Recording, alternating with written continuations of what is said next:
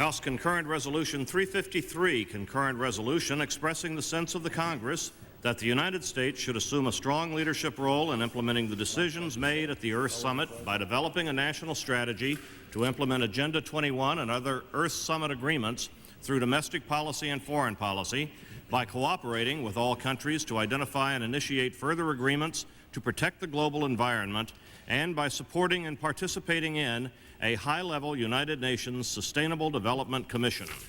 Pursuant to the rule, the gentleman from New York, Mr. Engel, will be recognized for 20 minutes, and the gentleman from Michigan, Mr. Broomfield, will be recognized for 20 minutes. Chair now recognizes the gentleman from New York.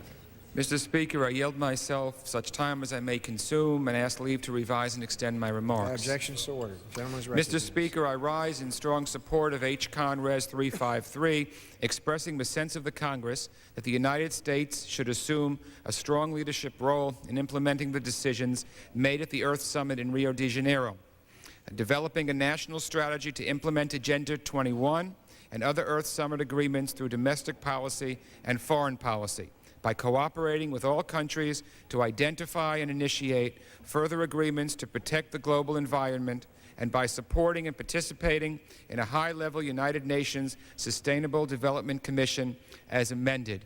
I now yield to the gentlewoman from California, Ms. Pelosi, the sponsor, to explain the resolution. The gentlewoman from California is recognized.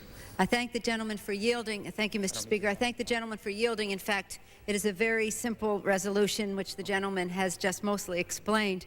I would, Mr. Speaker, like to take a moment to thank Chairman Fassell and Mr. Broomfield, Mr. Yatron and Mr. Bereiter, the chair and ranking member of the subcommittee, and the members of the Foreign Affairs Committee for their assistance in expediting consideration of this legislation.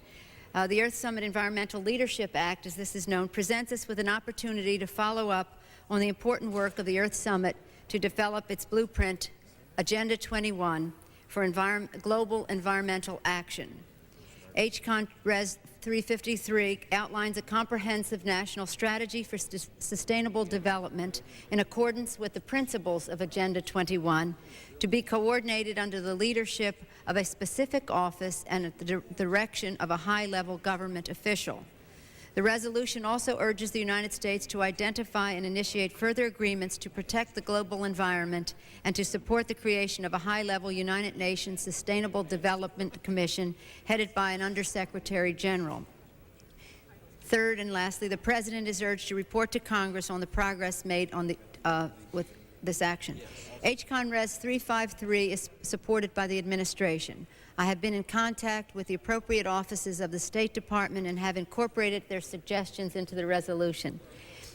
The 71 co-sponsors of this measure include one-half the members of the Foreign Affairs Committee and all of the House delegates to the Earth Summit. It is also supported by the major United States non-governmental organizations concerned with the environmental issues. The Earth Summit presented world leaders with an opportunity that should not be lost. We must now embark on a new course that will sustain our planet and its resources for the benefit of future generations. This resolution calls on the United States to assert its leadership to achieve this goal. I urge my colleagues to support this resolution. Thanks again to the members of the Foreign Affairs Committee for their recognition of the importance and timeliness of this resolution. We must make the promise of Rio a reality. Thank you, Mr. Speaker. The gentlewoman's time has expired. The gentleman from Michigan. Mr. Speaker, I yield myself such time as I need, and I ask permission to revise and extend my remarks. Without objections to order, the gentleman is recognized. Mr. Speaker, I do support this resolution, which expresses the sense of Congress with respect to implementing the decisions of the recent United Nations Conference on Environment and Development. And I do want to express and commend the gentlelady from California, Mrs. Pelosi, for her sponsorship of this important resolution. Mr. Speaker, despite all of the criticism of the administration policy toward the Earth Summit, the fact is that the United States government made a very constructive contribution in Rio and in the talks that led to the meeting in Rio. Largely as a result of the conference, they adopted 4 major items: the Rio Declaration on Environment and Development, the lengthy action plan referred to as Agenda 21, the United Nations Framework Convention on Climate Change, and the non-binding but authoritative principles for the management and conservation of forest resources. In addition, the conference adopted the UN Biodiversity Convention, which the administration decided not to join at this time. And this was due to concerns about intellectual property and also the decision-making and funding mechanism. The administration has already made a good beginning in implementing the results of the conference. And during the talks on climate, the administration pledged $75 million for related projects in developing countries, including the development of national plans. The President announced that the United States would have our own national plan on climate ready by the end of the year in order to start international consultations in January of 1993. The President announced a Forest for the Future initiative to double worldwide forestry assistance, beginning with $150 million additional U.S. contribution.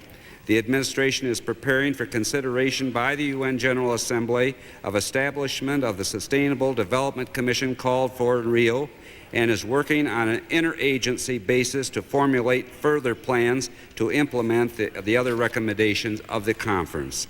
The good start made by the administration shows that the United States is serious about international cooperation to address global environmental problems. The resolution before us calls for similar measures to implement the recommendation of Rio Conference. The State Department does support the provisions of this resolution, which are fully consistent with U.S. policy toward implementing the results of the Earth Summit. Mrs. Pelosi should be further commended for her cooperative attitude on the issues that were raised by the Department at an early stage in the consideration of this resolution. Mr. Speaker, I was also appointed to the Earth Summit as an observer, a delegation. Although I did not actually attend the conference, I did follow the proceedings very carefully. Recently, I had the opportunity to contribute to an article on these matters to a magazine called Michigan International Lawyer.